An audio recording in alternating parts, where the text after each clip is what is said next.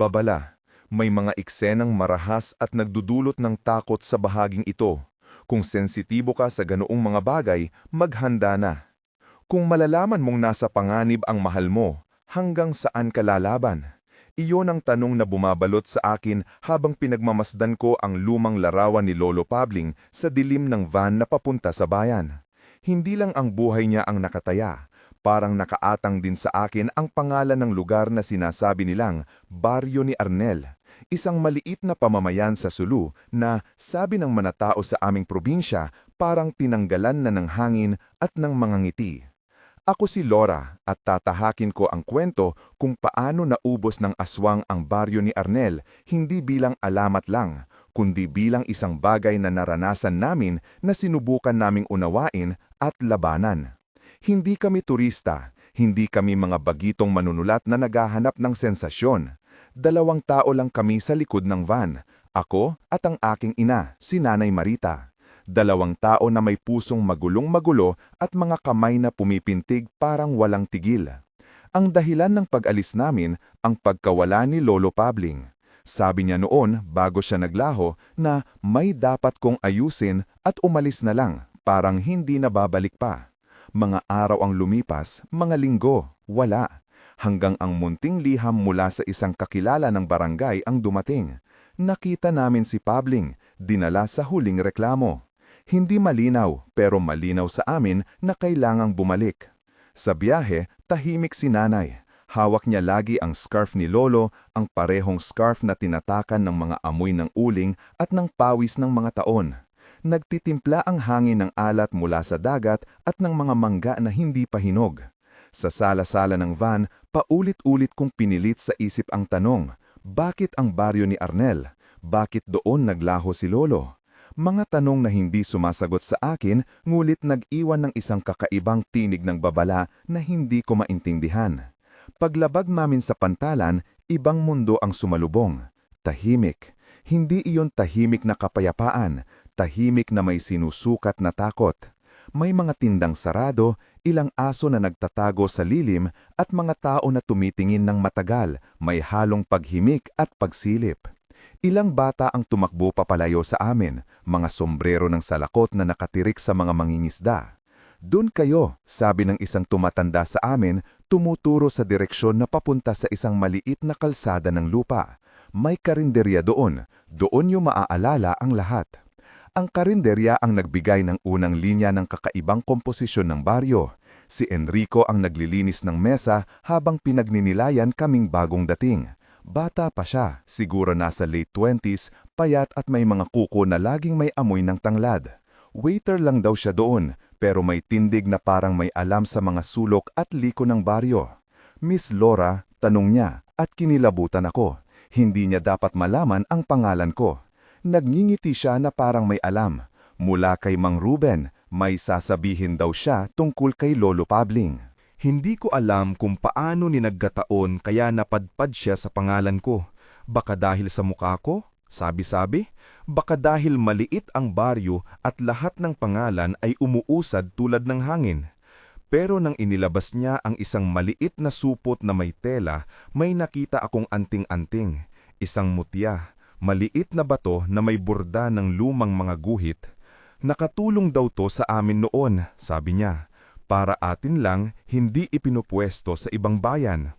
Hindi ko alam kung dapat kaming magpasalamat o magduda. Tinanggap lang namin iyon at sa pagkakapit ni Nanay sa tela, parang may hawak siyang isang piraso ng lumang katiyakan. Sa karinderya rin namin unang narinig ang mga pangalan, Kaliyodi, ang albularyo, Alimlita, ang matandang may sugat na kwento, at syempre si Mang Bentong, dating kaibigan nila Lolo Pabling na ngayon ay may mga mata na parang may sariling kapal na hindi ko mawari. Huwag agad magtiwala sa kanya, bumulong si Aling Lita habang pinipiga ang kanyang mga kamay. Hindi siya tulad ng dati. Tila maliit na bulong lang iyon, pero may bigat ang bawat salitang lumilipad sa sahig ng karinderya. Sabi nila, may mga natatagpo pang patay sa mga kabundukan. Una daw ay mga alagang baboy, saka mga aso, saka mga tao. Pero hindi basta mga bangkay na lang. May mga bakas ng ngiti, ng pagkauhaw at mga sugat na hindi mo kailanmang hayaang pumasok sa isip mo ng malinaw. Ang mga kwento ni Aling Lita ay hindi kanipanipaniwala, bunga ng maraming gabi niyang hindi nakakatulog at marahil ng takot na di mawawala. Ngunit may isang bahagi ng kanyang pangungusap na tumago sa akin. Ginagaya nila ang boses ng mahal mo, kaya maraming pumunta at nawala. Sa gabing iyon, naglakad kami sa daan palayan patungo sa maliit na kubo kung saan kami magtatagal. Ang buwan ay manipis, parang gintong palawit na ipinako sa itaas. Bawat hakbang ko ay may tunog ng tuyong damo at mga damong tinutusok ng hangin. Naiisip ko ang mukha ni Lolo Pabling, pula na ang labi sa lamig ng kabubukan, kulay ng balat na laging may bakas ng araw at kape. Ang huling larawan namin, nakatapak siya sa lumang bangka, may pinakamalihim na ekspresyon sa mga mata. May dapat kong ayusin, ang sabi niya, magaan at malalim sa isang hininga. Kinabukasan, dumating si Caliyodi. Hindi niya iniba ang sarili niya bilang isang albularyo. Tahimik siyang yumuko sa harap namin at ang kanyang mga kamay ay tulad ng sinag ng araw na dumadaan sa bintana. May mga maliliit na lata at butoring dala siya, mga pang-alaya na hindi mo basta mabibili sa palengke. May mga bagay na hindi basta naisip, sabi niya, at tumingin kay Nanay Marita ng matagal. Magtitiis kayo, may mga tradisyon na dapat sundin. Ngulit, una, malaman natin kung ano ang mga uri ng nilalang na gumagawa dito. Iyon ang simula ng paliwanag na naglatag ng batayan ng pagkatao ng takot. May dalawang uri na pinakamadalas naming marinig, ang amalanghig at ang asbo. Ang amalanghig, ang sabi ni Caliyodi, ay parang mga patay na hindi nagkatahimik. Di nila kailangan ng lupa o katawang buhay. Bumabangon sila at iniimbento nila ang boses, ginagaya ang pag-iiyak ng buhay. Yumuko siya, kinuha ang isang piraso ng asin at inihagis ito sa apoy. Ang asbo naman ay parang aso, ngunit hindi simpleng aso. Malaki ang pangil, mabilis at laging gutom. Kadalasan, sinisimulan nila sa mga alagang hayop. Hindi biro ang tono ni Caliyodi, parang mga bitak sa lupa ang lumilitaw sa bawat salita niya. Ipinaliwanag niya ang mutya, maliit na bato o piraso ng buto na pinagugulanan ng naturang nilalang para sa lakas. Kung sino ang may mutya, siya ang may hawak ng sigla, aniya. Kung mawawala ang mutya, babagsak sila. Hindi niya ginawang agam ang paliwanag. Mas pinili ng ilahad iyon bilang paniniwala na pinaniwalaan nila sa baryo. Ipinaliwanag rin niya ang pain, isang pain na palabas dapa, parang bitag na inilalagay nila sa gubat para hulihin ang aswang o asbo. Hindi ito laging epektibo, sabi niya, ngunit may mga taktika at nangangailangan ng tiyaga. Nag-ensayo kami sa pag-aayos ng pain kinabukasan. Tumayo kaming tatlo. Ako, ang inanghalo ng aking mundo, si Enrico na nag-aalok ng kanyang kamay at ng mga kwento na parang nagbubukas ng pinto sa mga lihim, at si Caliyodi, may hawak na buntot pagi, isang piraso ng buto ng isda na inakala nilang nakakatakot sa mga nilalang. Inaayos namin ang mga bahaging iyon ng parang mga mag-aalahas ng panlaban. Bawat talim ng buntot pagi ay inilipat ni na Enrico na may kasamang maliliit na dasal na hindi palasak sa aming mga eskinita. Importante ang lupa, sabi ni Caliyodi habang nagtuturo sa akin kung paano maglatag ng asin sa daan. Kung may maitutulong, ipinapako ang asin sa paligid ng kubo, sa ilalim ng pintuan, sa bintana. Hindi ito garantiyang pananggal pero napipigilan nila ang pagpasok ng ilang sandali. Ang kanyang sinabi ay simple at paulit-ulit at may malalim na kahulugan. Hindi ito agam, ito ay mga gawi ng mga taong uhaw sa katiyakan. Habang naghahanda kami, may mga pangyayaring nagbubukas ng mga metaphoric na pinto. Isang gabi, nagising ako sa gitna ng katahimikan dahil may narinig akong tumatawag. Parang boses ni nanay, mababa at nangingilabot, nagsasabi ng pangalan ko na may diin, Laura. Tumigil ang puso ko saglit. Pumasok ako sa liwanag ng sigarilyo sa labas at nakita ko si nanay, nakaupo sa hagdan, hawak ang scarf ni lolo. Wala akong sinabi, sabi ko. Ngunit alam kong may naganap. Sino ang tumawag? Tanong niya habang nililikpit ang scarf. Wala, sagot niya at ngumiti ng parang nais niya hindi masaktan ako. Pero ang kutob ko ay hindi nagkamali. Nagdesisyon kami na pumunta sa gubat kinabukasan. Hindi kami pupunta ng walang kasamang plano. Plano namin, maglatag ng pain, magbantay ng labas at hintayin ang galaw sa paglubog ng araw. May madaling dahon ng palumpong na aming ginamit bilang takip. May mga manok na sumisipol sa malayo. Humihingal ako sa pagkamangha at takot. Hindi ko alam kung ano ang naghihintay. Habang kami papalalim sa gubat, si Enrico ang nangunguna, may hawak na flashlight, lumang modelo, may pilatang takip. Dapat tahimik tayo, bumulong siya. Hindi nila gusto ang ingay. Hindi niya sinabi kung sino ang nila, ngunit alam naming pareho kung ano ang ibig sabihin. Sa bawat hakbang, parang may humuhugot sa aking dibdib. Parang may sinasabing, "Huwag dumaan," at bawat hakbang ay madudurog. Ngunit kailangan naming magpatuloy. Kailangan naming malaman kung ano ang nangyari kay Lolo. Kailangan naming maningil ng kahit konting hustisya. Nakita namin ang pain na kalatag sa maliit na clearing. Babad ang kutsara ng karne sa patibong at may maliliit na bintik ng dugo na parang pulang palamuti sa lupa. Iniwan namin ang liwanag ng flashlight at umupo sa pagitan ng mga puno, tinatakpan ng anino. Umabot ng dilim at sa dilim lumitaw ang mga tunog, mga sanga na nagsalpukan, mga ibon na nahihibang at nakakatakot ang daloy ng awit. Tapos may narinig akong tinig, mahinahon, kilala, nanay. Halos tumigil ang puso ko sa pag-ikot, ngunit hindi ito boses ng aking ina. Malamig ang boses na ipinadala sa hangin, may pagkaina at may pag-ibig na tila nawawasak. Laura, ngunit may iba, may kasama itong lambing na hindi ko maipaliwanag. Natayo ako bago ko naisip, papunta sa direksyon ng boses. "Wag!" sigaw ni Enrico, ngunit ang boses ay naglalaan ng pangako at ako'y napalapit. Lumabas mula sa dilim ang isang anino, mabilis at maliit, at biglang sumuntok ng parang may matulis na kamay sa aking braso. Napanganga ako sa sakit at may init na tubig na dumaloy sa balat ko. Hindi dugo na makakagulo, pero sapat para kunin ang aking pansin. Bumagsak ako sa lupa at nang tumingin ako, nakita ko ang isang bagay na gumagalaw sa anino malapit sa puno. Parang tao, ngunit may galaw na hindi pantao. Ang mukha nito ay parang nagmula sa dalawang katauhan, isang nagmamahal na tinig at isang nilalang na gutom. Tumunog ang puso ko ng sobra at hindi ko maintindihan kung ang mga mata ko ay naglilihim o nagbubunyag. "Laura!" sigaw ni nanay sa likod. Ang boses niya ay totoong-totoo, hindi ginaya. Naalala ko ang sinapit ng ibang mga biktima. Sinasabing ginagaya nila ang boses para maglayag sa pagiging isang hangaway na nagpapadala ng pag-asa sa mga nawawala. Ngunit ang boses sa dilim ay may pagkukunwari, may himig ng aking ina, ngunit may halong tunog ng ibang panahon. "Halika," ang boses, "nasa labas na ako, halika na."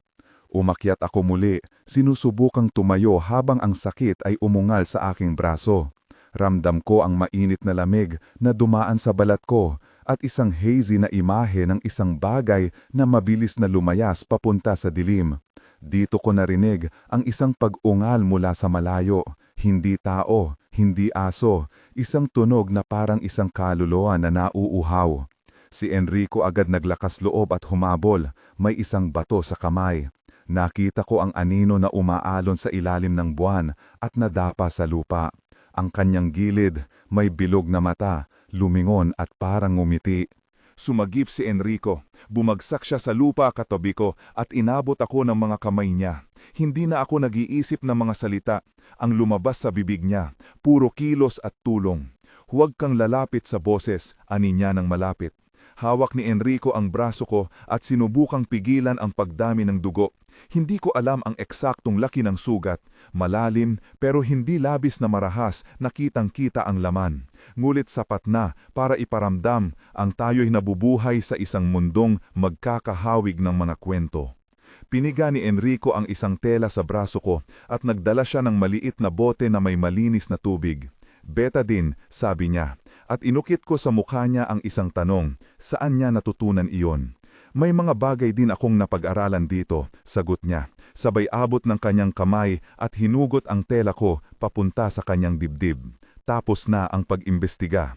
Hindi niya sinabing kompletong salita, ngunit may bigat ang kanyang pagsabi. Napatigilin kami doon. Sa aming likod, sa pusod ng liwanag, may mga sanga na gumagalaw.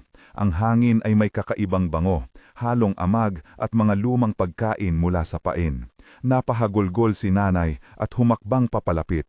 Laura, ang tinig niya ay normal at may halong ilaw, ngunit malalim ang sugat ng pagkababahala at galit na naghihintay na pumutok. Habang pinapahid ng malilinis na kamay ni Enrico ang aking sugat, napansin ko ang isang gasgas sa balat ng kanyang palad, parang bakas ng isang lumang pagkapunit. May nangyari sa iyo dati? Tanong ko. Tumango siya, hindi nagsasalita. Hindi pa ako handa, ang bulong niya, parang pag-amin, at tumingin siya sa direksyon ng gubat. Marami pa tayong makikita. Hindi ako makapagtuon ng mahabang salita. Ang takot ay pumapaligid sa akin, pero may isang tinig sa loob ng puso ko na nagsasabing hindi kami pwedeng umalis ng walang kasagutan. Naalala ko ang larawan ni Lolo sa pitaka ko at ang kanyang mata na puno ng bigat. Kung may sinumang lumabas mula sa madilim na iyon, may kwento na kailangang makuha.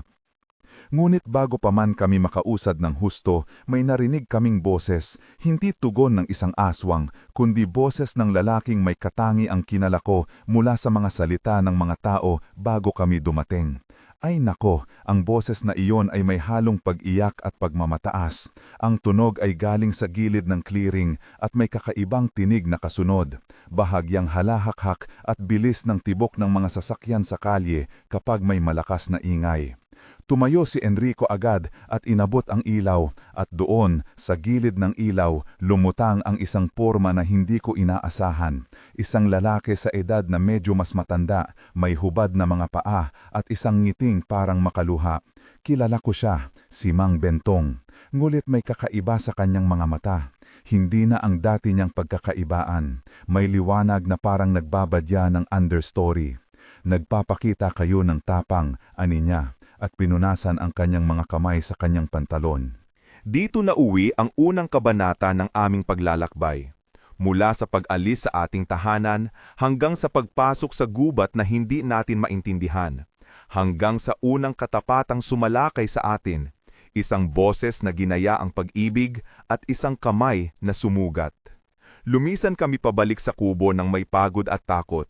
Dala ang mga tanong at ang maliit na mutyang nagmumukhang bituin. Hindi pa tapos ang mga aninong iyon. Sa halip, madaling umusbong sa mga pangarap namin ang isang ideya. Kailangan naming marating ang pinakaugat ng bagay na ito. At kailangan naming malaman kung sino ang nagbabayad sa katawang nananahan ng mga lumang sugat. Hindi na kami bumalik sa simpleng pagiging turista ng araw na iyon. Mabilis na kumalat sa baryo ang balita na hindi lang isa ang naghahangad ng hustisya. Lahat ng tao, kahit ang mga hindi makipag-usap noon, ay parang may tinig na nagising.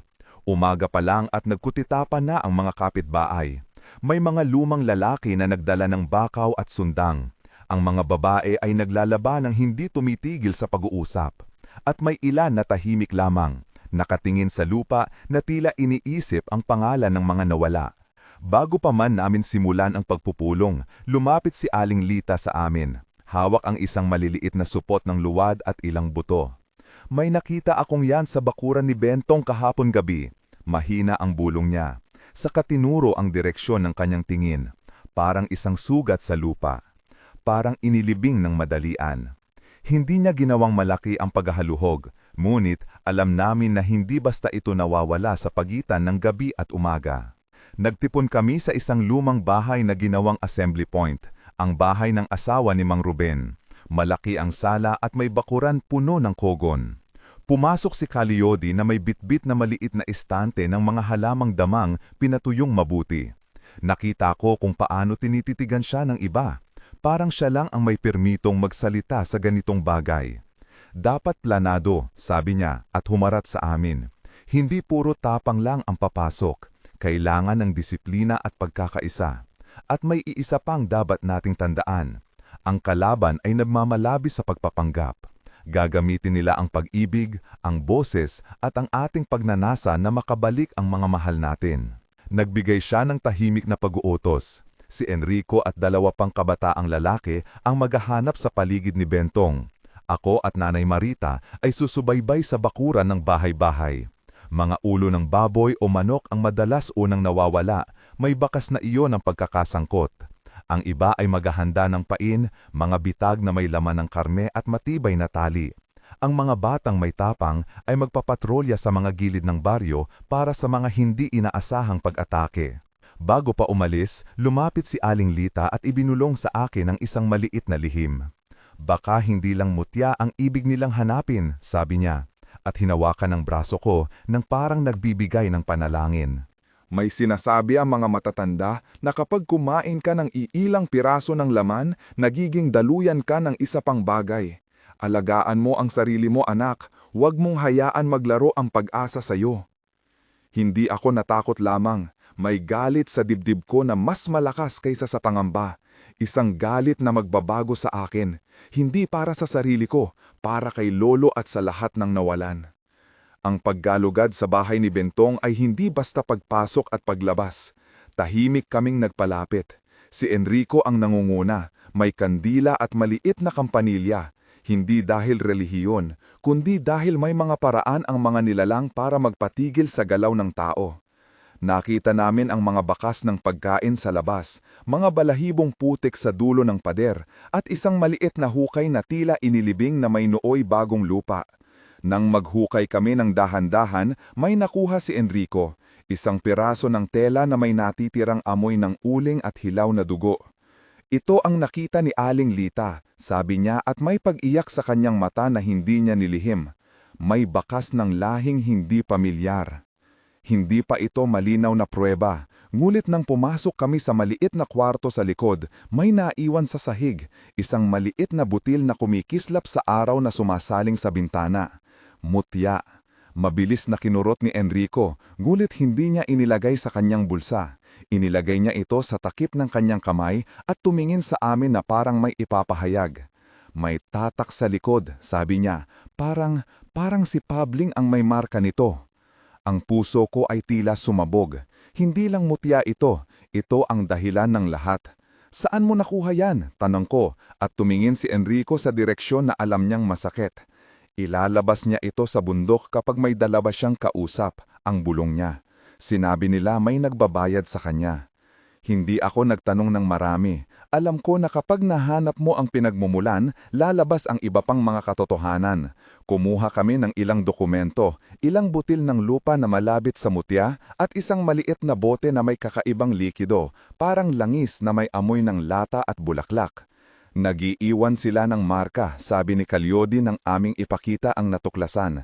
At ang marka ay kadalasan sa mga taong nagpapalakad. May nag-aalok din ng laman, may nagbabayad. Si Mang Bentong ay hindi mabilis nagbago ang mukha nang maharap namin siya. Nakaupo siya sa may gilid ng bahay na may lumang t-shirt, isang tabing nagtatakip sa kanyang mga tuhod at may kalikot sa kawalan ng kanyang mata. Bakit niyo ako hinahanap? Tanong niya, ngunit ang boses niya ay may kalakip na pagtatangkang magpatawad. May mga tao dito na hindi marunong magpasalamat. Hindi kami nagmadaling umusig ng ganti. Ang proseso ay may sarili nitong kahigpitan. Humingi kami ng paliwanag at siya'y nagkwento. Una, mga maliit na detalya tungkol sa utang, tungkol sa pangakong proteksyon na ibinibigay ng lihim na grupo, tungkol sa pagkakaroon ng kasunduan. Sabi ko sa inyo, ang kanyang pagsasalita ay nagsimula na parang may pagnanasa. Hindi ako dapat sisihin. Nagkakaroon lang kami ng pag-asa. Kung may nag-aalok ng pagkain at proteksyon, sino ako para tumanggi? Sa kanyang mga mata ay may iba pang anino. Gusto ko lang ng makandang buhay, dagdag niya. Gusto ko lang ng isang pulong na hindi ako tabing. Sabi nila, ng isang taong malakas, sabi niya, bibigyan niya ako ng sinseridad. Kailangan ko lang ng konting tulong para mawala ang kahirapan. May pahid ng pawis ang kanyang noo at parang nagmamadali ang kanyang dila. Ngunit hindi naging madali ang pagsasabi niya ng buong kwento. Nang kami ay nagtulak, nalaman namin ang tunay niyang pagkakasangkot.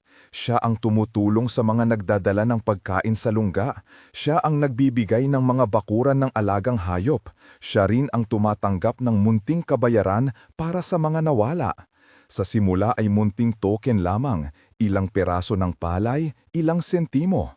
Pero habang tumatagal, naging mas madalas ang palitan, naging mas malaki ang halaga. At may isang araw na lumitaw ang isang tao, mas malakas, may mga sagot at may kayamanan, na nag-alok ng mas maraming bagay kapalit sa mga gawa. Sinundan ko lang ang daan, sumbong niya. Akala ko'y ako ang tutulong at hindi ako akalaing ako rin ang mamamali. Hindi namin hinayaan siyang makawala ng mahinahon. Ang kumpasyon ay may hangganan kapag nakikita mong nagdurusa ang iba dahil sa kilos ng isa. Ngunit bago pa man kami magpasya ng parusa, may mga indikasyon na hindi lang siya ang biktima ng sistema. May mga palatandaan ng ritual sa loob ng kanyang bahay, mga buto, ilang balahibong inihilog sa langis at isang maliit na altar na may larawan ni Lolo Pabling. Parang pinaghalo ang pag-ibig at pagkasuklam. Sinabi mo sa kanila kung saan pupunta si Pabling, sigaw ni Nanay Marita at natangay ang damdamin niya sa lakas. Ang kanyang mukha ay pula, ang mga ugat ng leeg niya para bang mapipunit. Si Mang Bentong ay kumukulo sa sarili niyang kahinaan. Hindi ko siya sinaktan, sabit niya. Hindi naman ako siya sinunod. Akala ko lang ako'y tumutulong. Ngulit hindi namin kailangan ng karagdagang dahilan. Ang mga taong nawala ay may pangalan, ang mga inabuso ay may luha, at may katotohanan. Ang mutya ay nasa kanyang bahay. Nagkaroon ng mainit na pagtatalo at may ilang nagmungkahi ng paghatol ng mga pulis. Ngunit alam namin, ang pulis ay hindi mabilis magdesisyon sa mga ganitong bagay. Saka, may isang bagay na kailangan gawin agad, pigilan ang pagdaloy. Kung naghihintay kami ng labas na solusyon, matatanggal ang iba pang buhay. Ang unang plano, kunin ang mutya mula sa bahay ni Bentong at dalhin ito sa liwasan kung saan si Calyodi at ang mga matatanda ay magtatayo ng bilog ng asin. Dito nila babasagin ang mutya, hindi upang sirain ang kasaysayan, kundi upang alisin ang koneksyon ng nilalang sa lunggala. Kung mawawala ang mutya, may malaking tsansa na mahinahon ang galaw ng aswang. Hindi ito laging epektibo, muling paalala ni Calyodi, pero makakabawas ito sa kanilang lakas. At higit sa lahat, magkakaroon tayo ng pagkakataon na makuha ang sinumang pinangahawakan nila. Gabi ng pag-atake, hindi namin sinabing goodbye. Nagkatinginan lang kami, at ang bawat isa ay may hawak na maliit na bagay na magiging tulay sa tubig na tatawirin. Asin sa bulsa, bawang sa sinturon, buntot pagi na nakatirik sa sinturon ni Enrico, halo ng tradisyon at paghihimagsik. Ako ang may hawak ng maliit na burner na may maanghang na langis, parang isang simbolo ng init na hindi namin kusa. Pumaloob kami sa lungga ng may katahimikan na kakaiba, parang may humihinga sa bawat sulok. May bahagyang amoy ng lumang karne at usok. Hindi namin agad nakita ang mga tao, hindi pawang katawang buhay lang ang nasa loob. May ilang nakakandado, ilang nakatali, ilang nakayuko na parang mga taong napagod sa pag-asa. Nakita namin ang isang nakatali na taong kilala namin, isang lolo na dati ring nagtinda ng isda, si Mang Jo. Ang mukha niya ay parang nawala, ngunit buhay pa. Hinigpitan ng luha ang mata ko. Hindi ko inakala na ganon ang magiging itsura ng takot. At doon, sa gitna ng lungga, nandoon siya, hindi hinahanap, si Mang Bentong. Nakaupo sa gilid, nakatingin sa amin na parang pinagmamasdan ang isang palabas. Sa likod niya, may iba pang hugis na napakababa ang paggalaw, 2 asbo na panay ang pag-ungol, at ilang anino na tila naglalakad ng diretsong pagod. Inakala ninyo, ani Bentong, ngunit hindi niya tinatapos. Inakala ninyo na ako lamang itong gagawa. May nagbabayad sa akin, may nag-aalok ng pambili upang hindi magutom. Ano ang gagawin ninyo? Hindi kami sumagot agad. Si Enrico ang nag-umpisang umahon, hawak ang buntot pagi sa pamamaitan ng tali. Ang buntot pagi ay hindi sagrado sa kanila, pero sa amin, isang simbolo lamang na ginagamit laban sa kanilang mga ngipin. Isang maliit na piraso ng buto na ipinamamalas para takutin ang mga nilalang. Umintindi ang asbo at sumiklab ang galit. Mabilis na tumalon ang isa pailalim sa bisig ni Enrico, sinusubukang kumagat. Nakita ko kung paano niya ginamit ang buntot pagi, hindi para pumatay ng direkta, kundi para makakuha ng sandali, para maiwasan na mabutas ang baga. Umigpaw ang ingay, ang pait ng pag-ungol, ang kahoy na nabasag at ang pagsigaw ng mga nakakandado. Sa labas, ang ibang mga taga-baryo ay naglalagay ng palatandaan ng asin at bawang, mga linyang pinaghawak ng dugo at pawis. Kami naman sa loob ay naglalaro ng liwanag sa dilim, sinusubukang hindi maghatid ng labis na ingay. Sa isang sandali, nadama kong may humahalik sa hangin. Isang tinig na ginagaya ang isang pamilyar na boses. "Laura," marahang sabi, "halika na, hanak." Ininat ko ang kamay at parang may isang kamay na umabot, ngunit hindi ito ang kamay ni Lolo. May pagkukunwari, at hanggang sa sandaling iyon, naalala ko ang aral ni Calyodi, huwag magpapadala ng boses. Nakatayo kami sa gitna ng gulo nang biglang magningas ang isang apoy. Hindi namin alam kung sino ang nagdala, pero dumami ang liwanag at lumitaw ang mga hugis. Ang asbo ay nagngangalit, ang amalanghig ay naglalakad ng parang hindi natagalan mula sa lupa. Nariyan si Bentong, nakangisi at tila may hawak na maliit na kahon.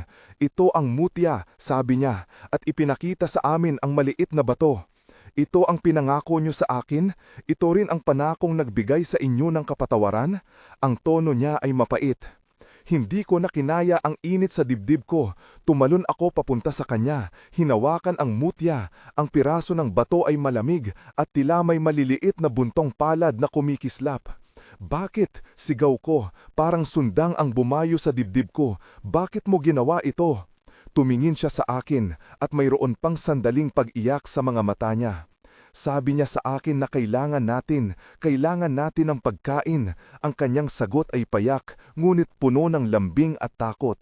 Sabi niya, "Ibigay mo at hindi ka na mababaliwala." Pero hindi ko inakala na aabot doon. Hindi ko inakala na ganoon sila kamahal. Huminto siya at tumingin sa lupa. Sabi niya kay Lolo na pagkatapos ay iiwan namin siya. Hindi niya inakala na makikipagsabwatan si Lolo. May katahimikan. Hindi nagtagal, nagbago ang sitwasyon. Ang mga asbo ay naglaho sa liwanag ng mutya, tila may ilaw na lumabas mula sa batong iyon na nagpaigting sa kanilang lakas. Natatandaan ko na, sinasabi ni Calyodi na kapag hawak ng nilalang ang mutya, tumitibay sila, naalala ko at marahang nagsalita. Siya ang nagbigay ng ideya, kailangan namin alisin ang mutya mula gitna ng labanan at ihalo sa asin bago pa man lumakas ng husto ang kanilang loob. Si Enrico, na may naglalagablab na lakas sa mga mata, itinapon ang buntot pagi. Hindi niya ito ginamit para saktan ang aswang. Nang malubha, ginamit niya ito para lamang makuha ang atensyon. Sa pagkakataong iyon, tinakpan ko ang isa sa mga kamay ni Bentong at sinubukang kaming maghila ng sabay, ako at si Enrico. May lakas na nakapalibot sa batong iyon, may parang mga ugat na nag-uugnay dito sa lupa. "Basagin!" sigaw ni Calyodi mula sa labas at mabilis na sumabay ang ilang kamay ng mga taga-baryo na naghahanda ng salamin at asin. "Basagin ang batong iyon! Huwag niyong ipagkaloob ang pangakong iyon!" Ang hiyaw niya ay parang palakol. Hindi ko alam kung ano ang nangyari sa susunod na sandali. Ang ingay ay napakalakas, mga sigaw, mga pagtama ng kahoy at ang yabag ng mga paa na nagpapakita ng desperasyon. Nang magising ang mga mata ko, nakita ko na nakabitin ang mutya sa gitna ng isang bilog na asin. Si Enrico ang may hawak nito at si Nanay ang nakatungo, may babaeng tumutulong na iwaragwag ang mga palaso ng kanilang boses. "Basagin!" utos ni Calyodi at may isang malakas na pagbagsak ng bato. May maliliit na piraso, may kumikinang na mga bahagi na kumalat sa lupa at sumabog na parang maliit na apoy. Ang aswang ay parang nagkakaroon ng pag-iilaw na animoy pinapahina. May ilang nag-iyak at umiling, ang ilan ay naglakad na parang walang malay. Ngunit hindi natapos doon. Ang mutya ay hindi lang basta bato, ito ay simbolo ng pinag-usapan nating lahat. Nang mawasak, may kumalat na isang malakas na sigaw. Hindi tao, hindi hayop, at may kakaibang tono na parang malaking hangin ang dumaan. Nang maglaon, nakita kami ng isang hugis na humanoid na naglalakad palayo, tila nawawalan ng balanse.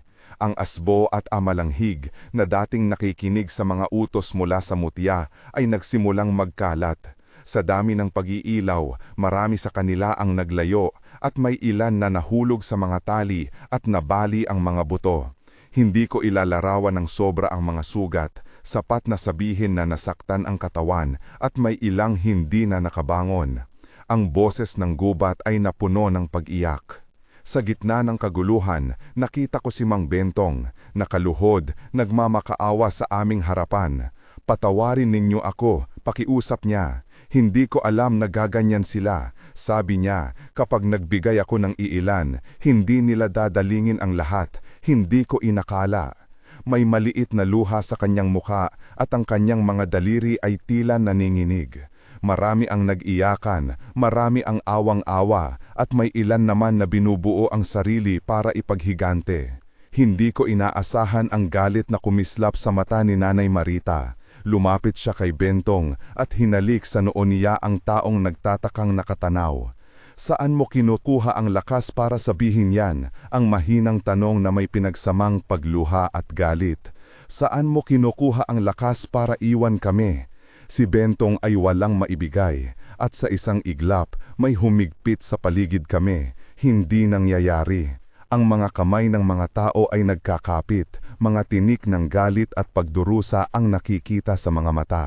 Hindi namin hinayaan na mamatay si Bentong sa pamamagitan ng kalikasang aswang. Hindi iyon hustisya, ayon sa aming palagay. Pinili ng ilang matatanda sa isang napakalungkot at malamig na desisyon na siya ay hatulan sa harap ng komunidad. Hindi kami busting ang batas ng ganun lamang. Ang baryo ay may sariling konsepto ng hustisya kapag ang kahinitnan ng pagkatapon o paglisan ay mas magdudulot ng kapayapaan. Ngunit may isa pang bagay, si Nanay Marita, sa huling minuto bago kami magpasya, ay kumatok ng tahimik. Hindi ko siya papatawarin, sabi niya, pero ang iniisip ko, hindi ako nais magpatalo sa karahasan, lalo na sa oras na may iba pang buhay na dapat iligtas. Hayaan natin ang hukom ng bayan ang magpasya. Nang umaga, may 7 tao na naibalik sa amin baryo na buhay. Mga sugatan may arahukang pahinga at ilang may mga marka ng takot. Hindi na namin nakuha ang lolo, walang bakas ni Pabling na buhay. May nakita naman kaming mga piraso ng tela at ilang butil sa isang lungga sa gilid ng bundok. Mga bakas pero hindi sapat para sabihin na siya ay nandiyan. May mga mata na naninigas sa pagkakadismaya. Ngunit may katarungan, ang mutya ay wasak na at isang malaking parte ng daloy ng aswang ay naputol. Paglipas ng ilang linggo, muling nag-ayos ang baryo. Ang palengke ay unti-unting nagbubukas. May ilan pa ring takot, ngunit may bagong tiwala na pumapasok sa pagitan ng mga nagtitinda at mamimili. Si Enrico ay hindi nagbago ng kanyang ngiti. May naiba lang sa kanya, isang katahimikan at karunungan sa mga mata. Naisip ko na, sa pagdaan ng panahon, siya ay tinanggap na parang anak ng baryo, at si Calyodi ay nagbigay sa kanya ng maliliit na aral. Ilang orasyon, ilang taghanda ng albularyo, at higit sa lahat, disiplina upang magmahal ng hindi mapanganib. Hindi lahat ay agad gumanda. May mga nagdamdam pa rin. May mga kamag-anak ng mga nawala na hindi nakalubog ang galit. May ilang nagtanong kung dapat bang hinayaan na lang naming siyang lumakas at sumanib sa mga nilalang. Ngunit, sa panahon ng paglilinis, ang baryo ay nagsimulang magbalik ng ilan sa mga tradisyon nila. Mga dasal sa umaga, paglalagay ng asin sa ilalim ng pinto, at mga tahimik na pag-aalay para sa mga nawala. Ang mga albularyo mula sa Karatig Baryo ay dumating at nagbigay ng payo. Hindi ito simpleng lugar na malilimutan. Ito ay dapat bantayan. Isang gabi, habang nag-iisa ako sa harap ng lumang bahay namin, hinawakan ko ang scarf ni Lolo. Ang simoy ng hangin ay may dalang amoy ng damo at ng dagat. Sa malayo, narinig ko ang mga pag-uusap ng mga tao na nagbabalik sa buhay. Naramdaman ko ang bigat ng kawalan, ngulit may kakaibang kapayapaan na pumapasok sa aking dibdib. Hindi na namin nakita si Pabling, baka siya ay napilitang magtago, baka siya ay nawala sa ibang paraan, baka hindi na siya babalik. Ngunit alam ko, nagawa namin ang tama. Pinigilan namin ang paglaganap. Hindi namin binaliwala ang mga nawala bilang numero lang. Binigyan namin sila ng pangalan at isinampal namin sa mundo ang katotohanan na mayroong konsyensya sa isang munting baryo sa Sulo. May mga araw na hindi ko maiwasang bumalik sa gubat, naghahanap ng bakas ng kanyang yapak. Nakita ko ang ilang balahibong nakabitin sa sanga at sinisilip ko kung tali pala ng isang katapusan o simula lamang. Ang mga hangganan ng katotohanan at alamat ay nagsasayaw sa isipan ko at hindi madaling silipin kung saan natapos ang isa at nagsimula ang isa pa. Sa pagdaan ng mga buwan, may isang seremonya. Si Enrico ay hinandugan ng isang maliit na bato at sinabing isang araw ay siya rin ang magtuturo sa sumunod na henerasyon. Hindi bilang isang imposer ng takot, kundi bilang tagapagturo ng mga paraang makakatulong para ipagtanggol ang sarili ng komunidad. Si Calyodi, na tila may lakas na hindi na kailangan niyang palabasin, ay umupo sa tabi ng dagat at pinanood ang paglubog ng araw na may ngiting mapayapa. Hindi ito katapusan ng lahat, sabi niya. Ngunit ito ay babala. Ang ating pagkakaisa, ang ating sandata. Bumalik kaming bahay nagdadala ng mga sugat at mga aral. Nanay Marita ay tahimik sa loob ng mga araw. May oras na umiiyak siya nang hindi ipinalabas. Ngunit may pag-asa sa kanyang titig. Isang bagay na tila nag-ayos ng crucible sa kanyang puso. Alam mo, sabi niya sa akin isang gabi habang kami naglilinis ng lumang kaldero, may mga pagkakataon na ang taong mahal mo ay hindi bumabalik. Ngunit hindi ibig sabihin na hindi na natin dapat ipaglaban ang kanilang alaala. Pinilit kong niting bukas at iniyak siya ng tahimik. Hindi nabayaran ang lahat ng pinsala. May mga nagbalik sa ibang bayan. May mga pamilyang naghanap ng bagong simula. Ngunit may isang bagay na nagbago sa loob ng baryo. Isang kusang pagkalinga at isang panibagong pagtingin sa tradisyon. Hindi lahat ng aral ay lumabas sa libro. Marami sa kanila ay lumabas sa pagkakaroon ng mahabang sakripisyo at pagtutulungan. Taong pagkatapos ng labanan, may dumating na isang liham mula sa isang kapitbahay naming nakauwi sa ibang bayan. May dala siyang isang pangalan at isang munting clue na natagpuan. Sabi niya, may isang tao sa ibang isla na nagdala ng isang matandang scarf at tahimik na naglakad palayo. Sabi ng mga nakakita, ang mukha niya ay bakas ng pagod at pagpapatawad. Hindi namin lubhang pinatulan ang maniwala sa mga haka-haka, ngunit may kakaiba kong pagnais. Baka isang araw ay mahalin muli tayo ng hangin at magdala ng mga kwento mula sa kanya. Hanggang sa dumating iyon, nagpapatuloy kami. Ngayon, nauupo ako rito at sinusulat ang mga pangyayaring iyon. Itinatak sa dibdib ko ang bawat pangalan. Ang mga nawala, ang mga nagligtas at ang mga nagbago. Nais kong itama ang isang bagay para sa inyo. Ang kwentong ito ay hindi isang alamat na nilikha para mangilakilabot lang sa gabi. Ito ay isang paaalala na may mga puwersa na hindi natin lubos na maiintindihan at may mga tao ring pipiling magtiwalag sa bawat moralidad para sa sarili nilang kapakinabangan. Kung tatanungin ninyo ako ngayon kung paano naubos ng aswang ang baryo ni Arnel, sasabingin ko, hindi nila ito inaubos ng mag-isa. Ang aswang ay ginamit ng ilan bilang dahilan at kasangkapan. Sa likod ng bawat paghilom ng sugat, may mga kamay na tumulong, may mga utak na nagplano at may mga pusong nagdurusa. Ang mutya, ang mga pain, ang buntot pagi, lahat ng ito ay piraso ng isang buong suliranin. Ngunit ang tunay na lakas na pumawi sa amin ay ang pagkakaisa, ang tapang at ang desisyon ng ilang tao na hindi magpatalo sa takot. Minsan, sa gabi, naririnig ko pa rin ang mga bulong, mga boses nagmimiksa sa pagmamahal. Ngunit ngayon, ako ay may kasangga, ang komunidad na muling nabuo. Si Enrico na unti-unting natuto sa ilalim ni Calyodi, ngayon ay pinapakinggan ng mga bata na gustong matuto ng mga sinaunang gawi.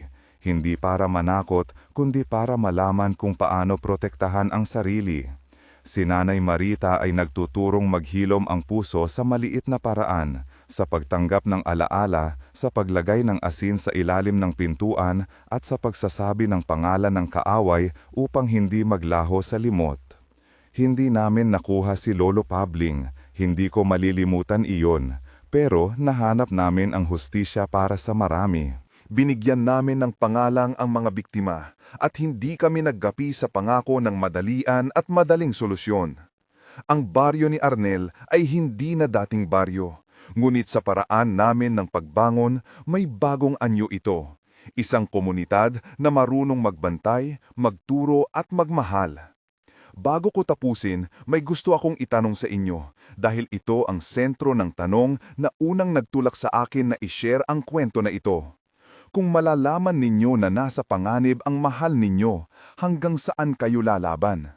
Para sa amin, nagdala iyon ng paghihirap, hindi maipaliwanag na tapot, ngunit higit sa lahat, nagdala ito ng pagkagaisa. Hindi sinasarili ang responsibilidad. Hindi rin dapat hayaan ang katakutan na maghari.